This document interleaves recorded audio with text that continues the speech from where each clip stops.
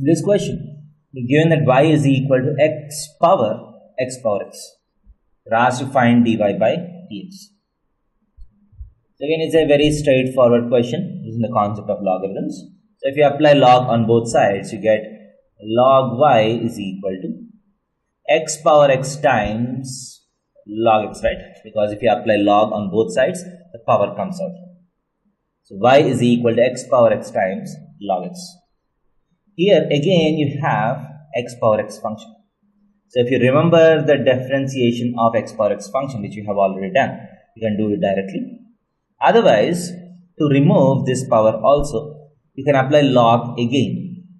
So log of log y is equal to log of x power x times log x.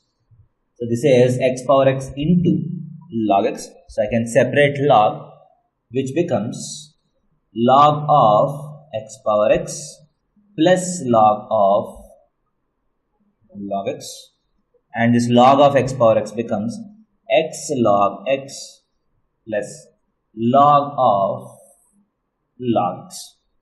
Now the powers have disappeared and all the functions are in multiplication.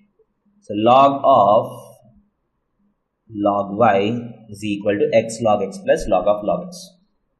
So now if you differentiate both sides with respect to x, so here I get log of something, so 1 by log y times log y's differentiation is 1 by y times dy by dx is equal to, so the differentiation of x log x is x times 1 by x.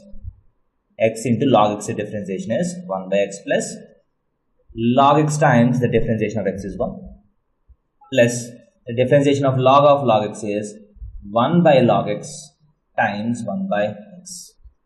So x and x gets cancelled. So this implies dy by dx finally is equal to y log y if you send on to that side. So y log y times log x plus 1 by x log x. So this will be the function dy by dx. Y is nothing but x power x. If you want to substitute, you can do it. X power x times, what is log y? Log y is x power x times log x.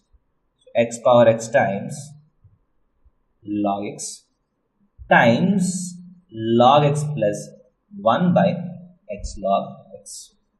So this will be the function dy by dx.